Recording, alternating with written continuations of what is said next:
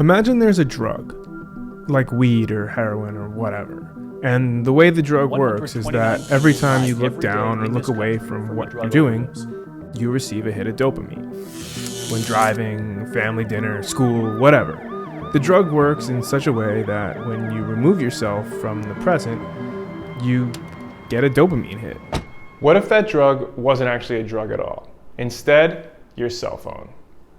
We don't think of cell phones as drugs, partly because they aren't, but also because cell phones are so new yet so essential to our everyday lives. Yet there are teams of some of the brightest minds in the world working together to figure out how to keep us on our devices for as long as possible, using colors and studying patterns of predictive behavior in order to stimulate the exact same parts of the brain that drugs do, in order to keep us away from the present and addicted to our screens.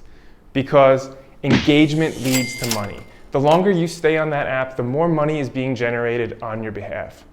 Or maybe I should say, at your expense. So here are some ways to fight back in the war for our attention. Some of the obvious ones are to set blocks of time where you can't use your phone. Apple even implemented something called Screentime to let you set parameters for when you can and can't use certain apps.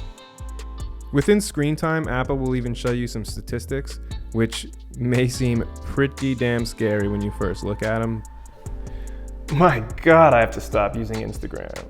This is just embarrassing. Another thing you could do is try to take social media breaks, or detoxes, as the kids are calling them. I know I personally try to take 2 weeks every January or so, which is my least busy time of year, where I just put the phone away and just try to live in the moment and be more present without my phone.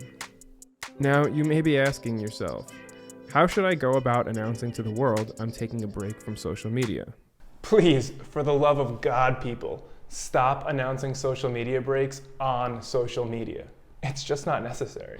My personal favorite hack in the war for our attention is to set your phone to grayscale.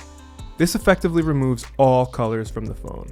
And when we remove the colors, the phone is much less effective at stimulating the reward centers in our monkey brains. Those bright red notifications just don't hit right, and our once super addictive phone becomes almost boring to look at. Here's a fun fact. Instagram actually changed its app icon a few years ago. After some studies and A and B testing, they determined that this multicolored pattern would make it pop more on the home screen.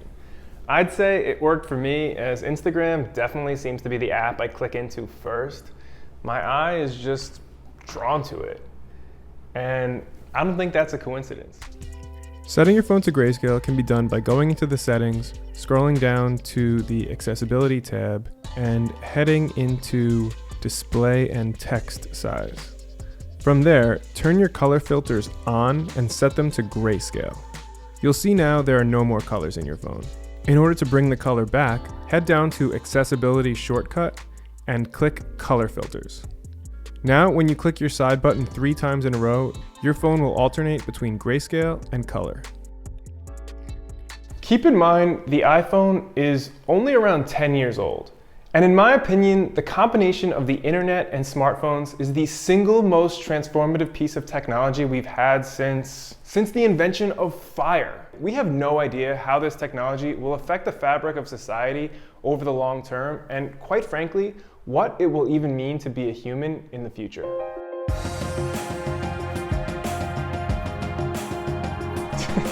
I'm literally using oregano leaves for that marijuana shot.